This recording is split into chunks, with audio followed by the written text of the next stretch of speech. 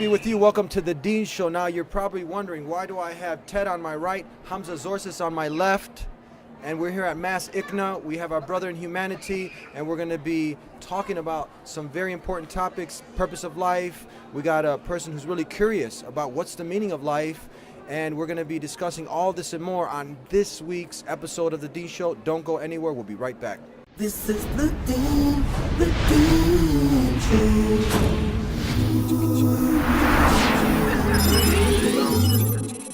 This is the Dean Show. This is the Dean Show. This is the Dean Show.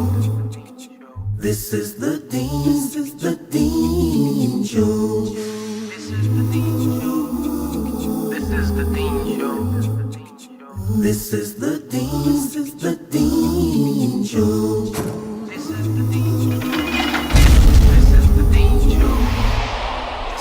Back here on the Dean Show. How are you, Ted? Peace, Amazing. peace, Thank peace. you so much. My- Peace to you, my friend. Thank you. You see, you already look. Just to give you a little bit of a history, me and Ted, we met over about a year ago.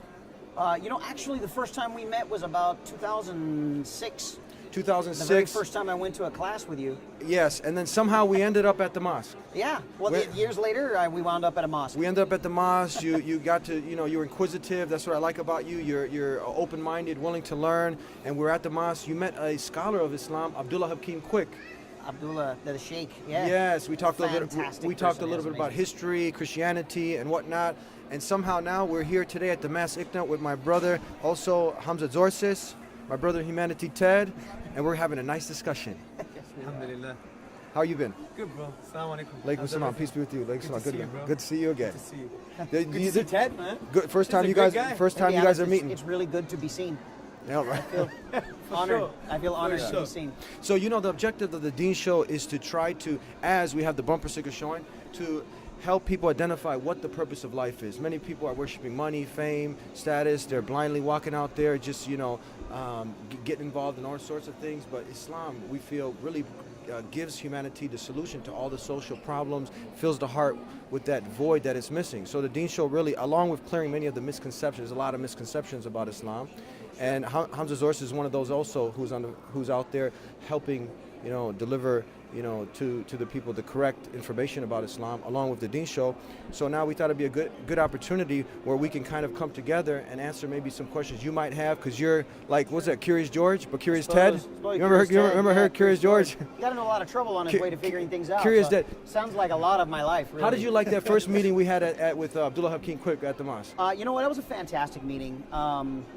I have to say, I kind of left in a state of feeling at peace with where I had been walking prior to.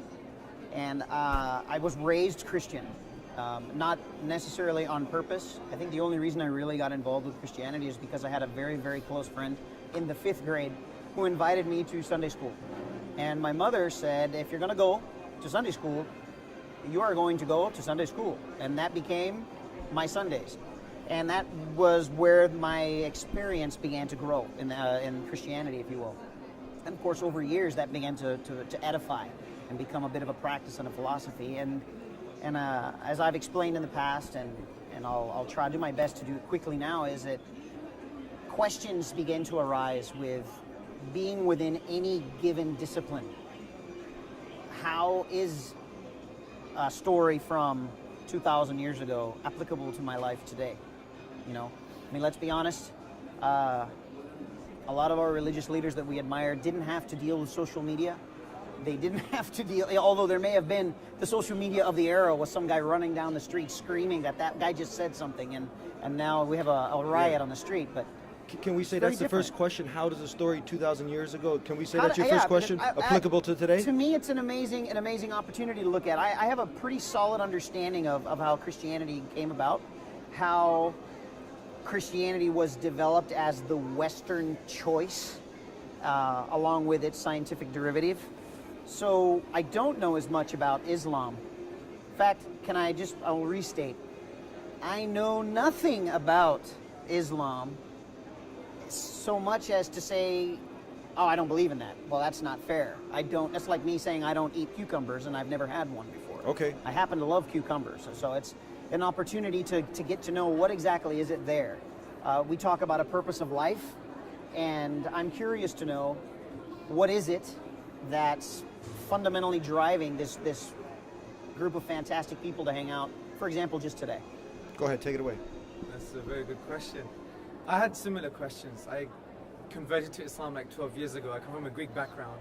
I don't know Greek, but although I was going through customs, Chicago airport, and the security, Homeland Security said, "Hey, you look like Leonidas." I said, "No, I don't. He's far more handsome than me, and bigger." Anyway, so I had all these questions as well, right? So it's very hard to sum up, but I think the first question that you asked was, how is it applicable to me? Yeah. Now, when we look at the book, the Quran, which we believe is the word of God, it doesn't start in the beginning and in the end. And there's an Orientalist who translated the Quran. His name was Abari. And he made a very profound point. He said, the wisdom in the Quran not having a beginning and an end, the wisdom in the Quran being four-dimensional, is that it's showing us it's come from a being who transcends time from that perspective and has the totality of all knowledge. And that when he's revealed this text, that you don't start in the beginning and the end, but you reflect and you engage with the text, and it transcends the 7th century, it transcends the 15th century, and it transcends the 21st century, and it's applicable to you now. This is why the Quranic discourse says, أَفَلَا يَتَدَبَّرُونَ الْقُرْآنِ. Do they not reflect upon the Quran, the book, or are there locks on their hearts? So the more reflection we do, the more hearts become unlocked to receive the kind of mercy, guidance, love of the divine reality. So the first point of call is that you'll understand that the book is timeless is when you start to engage with it. So for example, when I engage with the book, I see an amazing example in chapter 39, verse 29. And this blew me away. It says, consider the condition of two people. One person is a slave to many slave masters, and they're all quarreling. Or the person who's a slave to one. Who's better in condition? And all praise is due to God. Now the way I reflect on that from my personal perspective, and many of the ulama, which means scholars, reflected on this was, hey, and you will understand this because before we talked about existentialism. You're thrown into existence. You didn't choose you're going to be white. You didn't choose you're going to have ginger hair. You didn't choose your DNA. You didn't choose your no parents. sense in even being proud of it. You know? You didn't choose your ethnicity. And you didn't choose how gorgeous it's going to be, mashallah, tabarakallah. I'm not sure about that. That beard is very well groomed. It is. I'm going to say. He looks great. So the point is, we had no choice in our social economic circumstances or the context that we were brought up in, right? So we had no choice. Not only this, we didn't have a choice in the kind of system we were brought up in. You know, L'Oreal because I'm worth it, this kind of individualism, this materialism. So what God is basically saying is that you're thrown into existence and you had no choice. Now the question is, are you going to be a slave to that? Sure. Then there's another point. You have your own desires and your own ego and instincts. Are you going to be enslaved to your desires and your ego and your instincts? Or are you going to transcend that? Are you going to be like a cow grazing and just eating grass and making babies and dying? Is that your existence? So what the Quran is saying is, if you're not enslaved to something, you're always going to be a slave, basically. So the Quran is saying, choose your servitude. You're either a slave to society, a slave to your ego, a slave to your biology, a slave to your context, or you're enslaved, you're in service to the one that created you, and he knows you better than you know yourself, and he loves you more than your mothers love you. This is the summary of what the Quran is trying to say. We're going to take a break with that said, and we'll be right back with more with Ted and Hamza here on the Deen Show. Don't go anywhere. I want you to imagine you wake up and in front of you are a bunch of guys running around kicking a ball. No goals, no lines, no rules. What would you think? But is that your life? Surely every sport has its goal. Every game has its end. It has its objective. It has its rules. How about life? How about our life? Isn't there a goal to life? Isn't there a purpose, an objective that we have to reach? We think so. The Quran tells us that we exist in order to worship God, and worshiping God means knowing God, as the Quran says. وَمَا خَلَقْتُ الْجِنَّ وَالْإِنسَ إِلَّا لِيَعْبُدُونَ. Worship, though, is not some narrow, small thing. It's wide, it's vast. It encompasses everything that the human being does.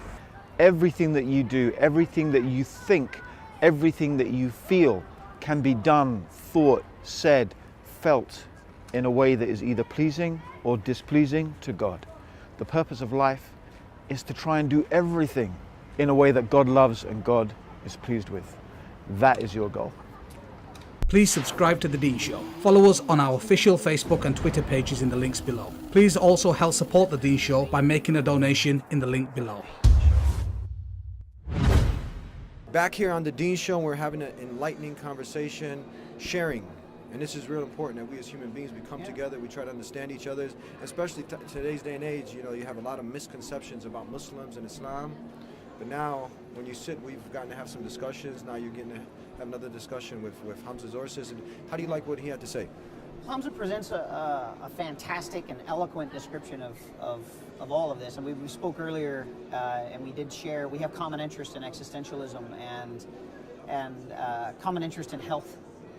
And again, getting back to, I guess, the foundation of humanity is that we do share common interests. I've been to so many different religious events, and there's a fundamental end to each of these events, and that is, you know, we're looking to live this given opportunity of life in the fullest, happiest, loving, sharing possible way. And then they mar it with a series of the moral compass that lies within each one of the practices. And so I guess where my fundamental question lies is, and it was a question maybe never asked by Aristotle, if he would have just done us the favor and asked the question to begin with, we'd be a lot happier as a group. And that we don't know why we need a moral compass. So I guess I'm inventing a new moral compass and saying that it's okay for you to have your moral compass. And I want to ask of you the permission for me to obtain my own. And then, again, unlocking, as you said, reflecting, digging inward, reflecting on that. I thought that was a fantastic description of it all. But getting to the point of why we should have this, why we gotta have it. I guess we ask why. I'm like that annoying 2-year-old that asks, why is this? You give an answer, they ask, why is this? And they just keep doing it over and over again until the answers suffice. I'm gonna risk evaluating the entire thing, and in the hopes that it's not done in a way that offends anyone. I would equate it to this: if we were to sit here, the three of us right now, and envision a perfect circle.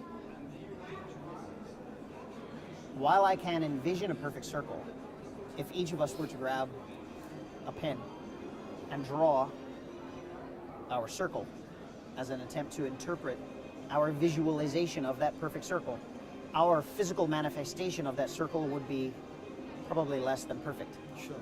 We've developed tools to help us create better looking circles, right? And we're getting much better at taking this concept of this perfect world, this utopia of loving and sharing and living amongst one another.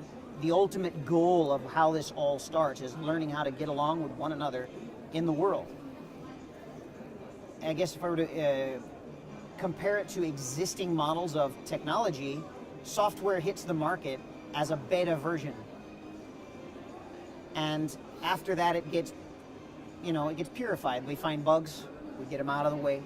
This doesn't work, we don't need this. This would be really nice, let's add this. And we've been doing this as humanity within every single facet of life since we've been here. We're in beta. Sure. We're improving the existence of life. I guess for me, I can tell you that 10 years ago, in a room surrounded by Muslims, I might not have been very comfortable. Chances are I would have been very uncomfortable. Are you comfortable now? Are you kidding me? I'm like I'm in the bowl of water that I belong. I'm in a, You feel like you're where you belong? Always. And this is Okay. the problem. If I'm now, this is where the arrival of my current place in life is that I'm so willing to just let people be happy where they are without interfering and judging them for their current decisions, without judging them for where they are in their beta version of materializing the life they want to live, that it's easier for me to feel comfortable. You know, I wasn't raised that way. I was raised very deliberately within the realms of it. This is right and this is wrong. And as was stated yesterday here during the lecture, that what was right and wrong has changed dramatically in the last 20 years. And I'm not a spring chicken. It's changed even more so in, let's say, the last 40. Sure. My children do things today that aren't necessarily things that I would have been allowed to do when I was younger. How does that make you feel? Absolutely amazing. Free, liberated. There's so much less stress being alive. I don't have to run around judging my surroundings, judging the actions of other people. And I know that each of us, we naturally begin to evaluate things, and we begin to weigh them in against our moral compass. A moral compass that's been given to us. Yes. We like the color of my hair and where I was born and all of these things that literally just kind of happened on the material side. One would say, and this is why I think that all of us on our path to spirituality, we're beginning to get closer and closer to an answer. And that we don't just come from Allah or God or Buddha. We don't come from this definition of an all-knowing being. We are literally pieces of that being that have spread out across the universe in a sort of way, and we're beginning to gravitate back to one another. Let me get his comments on that. Yeah, I mean, that's fascinating. I think for me, going back to my original example of like, you know, we're thrown into existence, we're almost enslaved to our biology, context, society. For me, the way to achieve that liberation that you're actually talking about is actually changing your state of servitude and slavery, if you like. Like you're basically saying, I'm going to remove the shackles from my own ego and my desires, no matter how I couch it intellectually. I'm going to remove those shackles from my ego and my desires, remove the shackles from society, remove the shackles from my kind of social context. And I'm going to try to emancipate and liberate myself. But how do you do this? And there's a clue in the Quran itself. The Quran mentions a word for the soul, it's ruh.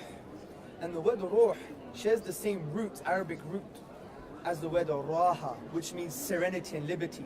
So as if the soul wants to achieve that liberty, right? And the only way, from a Quranic paradigm perspective, to achieve that liberty is actually changing your servitude from a servitude to your own self, ego, desires, society, materialism, but changing that servitude to the one who created you, the one who knows you better than you know yourself. And as the Prophet Muhammad, upon whom be peace, said, the one who loves you more than your mother does. That is where liberation lies. So in a way, Islam wants to de-individualize you, wants to strip away all these kind of fake notions about yourself. I'm a doctor, I'm this, I'm that. Even concepts of gender, right? Because these are social constructs, right? So Islam takes away this linguistic wrapping. I'm a father, I'm a doctor, I'm a man, I'm white, I'm black, I'm American, I'm this, I'm that, I have a degree, I have a PhD. Unwrap yourself, and what's left? Who are you? Whose are you? For whom are you? And for some of us on a Friday night, where are you, right? Sure. So the point I'm trying to say is, these are the deep existential questions referring to the self, questions that I think Islam answers in a very liberating way. Because if we basically talk about other things, other methods of thinking, realms of existence, I think it has an ephemeral kind of reality, meaning it's a bit empty, just conceptually for me. Because for me, there's nothing more profound than being in tune, connecting to, worshipping, being in service to the one that created you and that knows you better than you know yourself, right? Like Allah, their deity, God knows Ted better than Ted knows Ted. Right. He knows Hamza better than Hamza knows Hamza. He knows Eddie better than Eddie knows Eddie. And he loves us more than our mothers love us. He's al-Wudur, which means the excessively loving. It's a transcendent type of love. That's why the Prophet Muhammad, upon whom be peace, said that God loves you more than your mothers do. And mother's love from a material perspective, a worldly perspective, is the greatest love. So the Prophet Muhammad, upon whom be peace, is saying that God's love is greater than that. And you can't really put it in a test tube and understand that. You could have some kind of understanding, feeling, but it's transcendent love. So from that perspective, I think that's more grounded, it's more liberating, it's more what I would call emancipating spiritually, do you see? Because I just seen that with my life. I came from an agnostic tradition. My dad's like a humanist spiritualist, loves Jesus, but doesn't like religion and dogma. So I was brought up in that kind of philosophical I know the drill. Exactly. That philosophical environment. But then I started to realize when I was going to the different realms of thinking or constructs or whatever you want to call it, I really felt that I was so liberated in basically this connection with the Creator. Because it basically de-shackles you from everything else that's, in a way, illusory.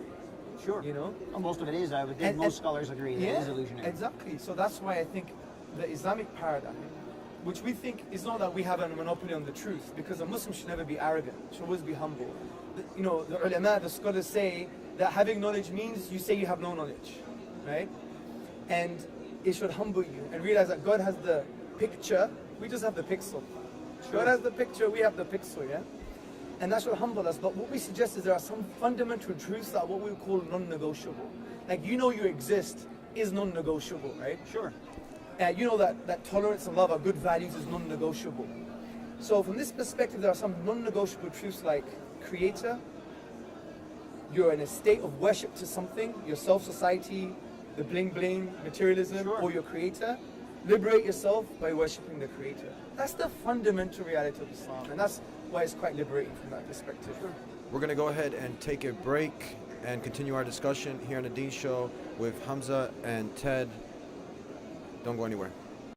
In the words of Swiss journalist and author Dr. Roger de Pasquet, the West, whether Christian or de-Christianized, has never really known Islam. Ever since they watched it appear on the world stage, Christians never ceased to insult and slander it in order to find justification for waging war on it.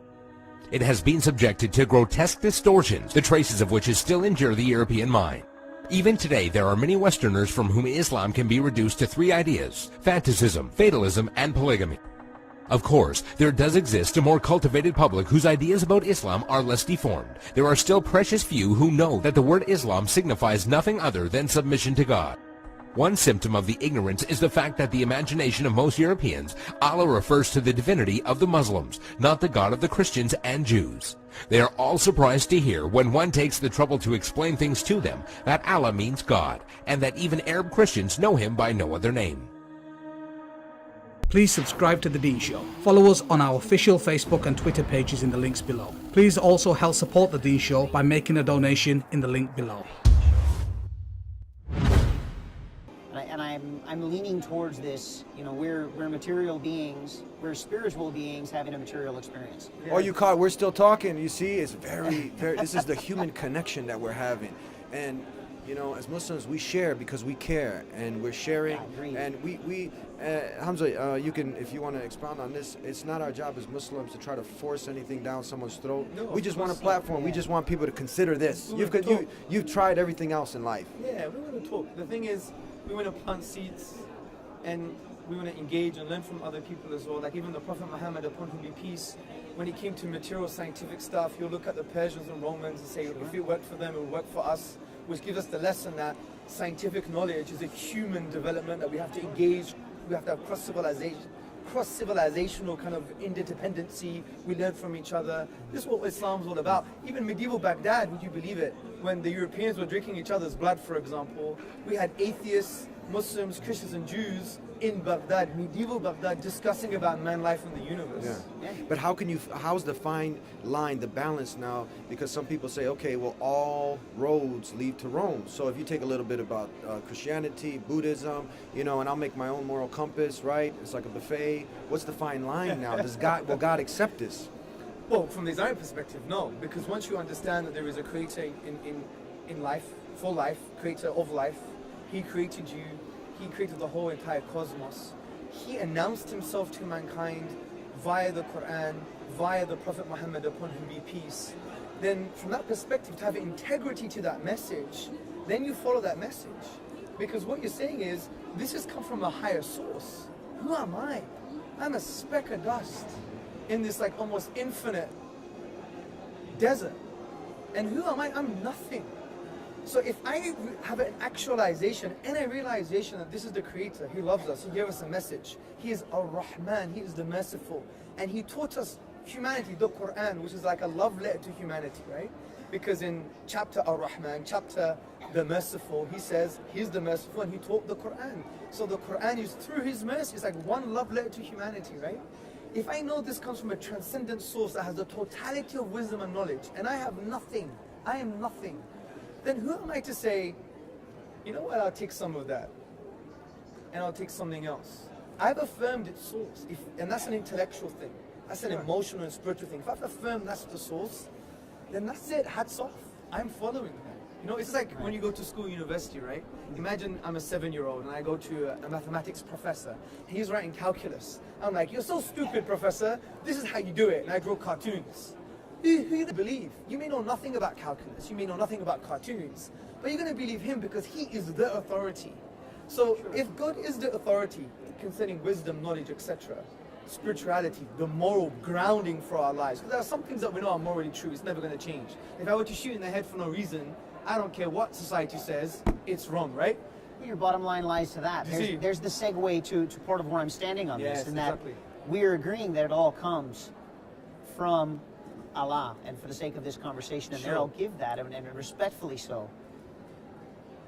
I find it remarkably difficult to stand in a position where I can make a decision that this yes comes from him and this no. The agreement is that all things come from. You're giving us something now. This is so good. Okay, come on. If all things come from Allah, how are we choosing this moral directionality? And I'm going to agree to this. Why would I say committing murder, killing another person? Deep down in the depths of who we are, that violence is derived in an effort to defend a position in our life, not a posture of being a human being, but the position of standing in a belief. This is the conflict that lies amongst religions. This is potentially my goal in life, is to dissolve that. That needs to stop. So how would you summarize this in a question now? And the question is, I feel how something are you hot choosing? coming. Give it to him. How is it that you're genuinely choosing that this is Allah's message, when we know already within the Quran, and I don't know, when I say we, I'm including myself in this because you're sharing it with me, we know that it all comes from him. And if it all comes from him, just like a watch comes to you from a box with all of the parts that it requires to be a watch, humanity has come with all of the parts that it requires to be humanity. But that's the point. So that's Allah dropping in on it, right? That's there. When I buy a watch, not that I wear one. Yeah, me neither. I hate things that I just find it very difficult. Like say I buy, let's take the watch and make it to an iPhone. Or a Samsung. Sure, something that we use today. In that box, you have a manual. Yeah. Now, you could say, let me live my life trial and error. But the problem with this is, not that error is wrong. Because the Prophet Muhammad, upon whom he said that the son of Adam sins, and the best of all sinners are those who turn back to God. They repent to God, who just turn back to him. Error is not a problem, but just using that as a method for life, you're always going to fall in some error. So what the manual does is, if you really want to have a holistic understanding of what's going on, just understand the manual, read it. So what God has done, he's sent us life, he's given us life, and he's given us a manual, which we call the Quran. So the question lies, if everything is based on this book, then what good reasons do we have to believe in this book? Let me give you a hypothetical scenario, because we may not have much time to discuss why I think this book is transcendent from the divine. If, and I need to be very sincere, to look right into your heart, explore and swim into the oceans of your beautiful heart, and I want you to answer this question. If we could show good reasons, intellectually, rationally, spiritually, humanly, whatever, that this book can be attributed to the divine, forget Quran, say book X. Say we had book X. Yeah, whatever source it be. Book X. If we showed good reasons it came from the divine, would you play with the possibility that you would submit your whole life based on this message? If you can show that's a precise position. That's the precise position that I stand in today, and that there has to be something in continence of us understanding. When I see religion, and I face religion like I would my neighbor who was my best friend, my dinner table had a very specific set of rules, and we ate meals and we lived very happily at our dinner table. And at my friend's house, when I had dinner, the rules were different. Of course. Now, I loved my friend growing up, and he loved me, and we're great friends today after many, many, many years. And the rules by which we grew up under were different. The very same thing I can say with Islam. I'm not going to stand here and say that they're wrong. That's besmirching this position. We have to have conversations, right, and connect with one another. But the question is, would I follow it? Of course.